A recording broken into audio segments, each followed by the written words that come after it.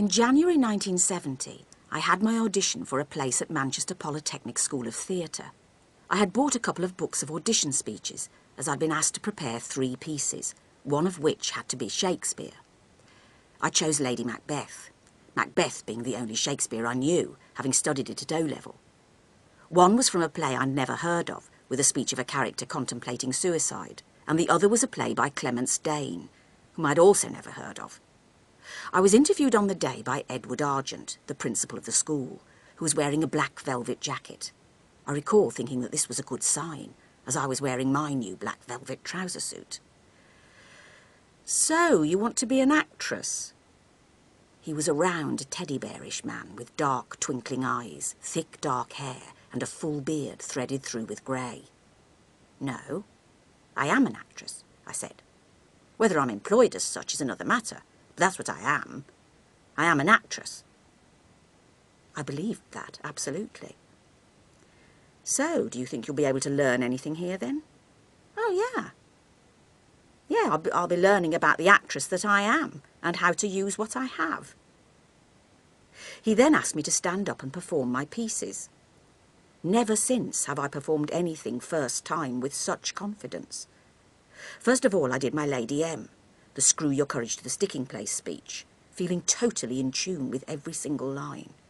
Lifted up by this, I went on to my second piece, the suicide speech. Again, I soared through it, convinced that I was completely at one with the character. Edward Argent creaked slightly in his chair. That was interesting. And very, very good." I felt as if I might just float up into the air, buoyed up by my very own ego.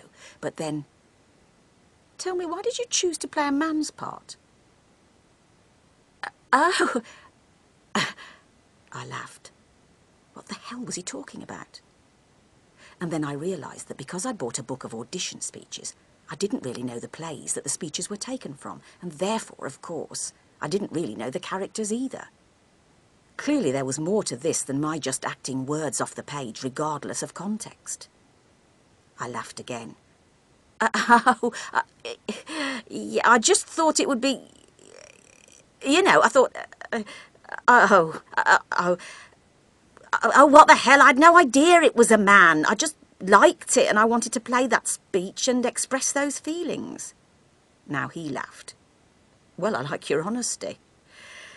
Now, what else have you got for me?" "Well, I bet you can't wait." I laughed nervously.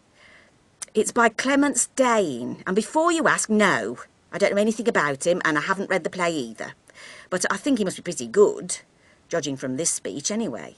"Oh, yes." "Incidentally, Clemence Dane is a woman. Fire away." About 3 weeks later, I received a letter accepting me on the course, which was to begin the following September. And that's a little piece from my autobiography. That's another story. The bit I've just read is about when I auditioned for Manchester Polytechnic School of Theatre to do the course there in 1970. And as you see, I did get in eventually.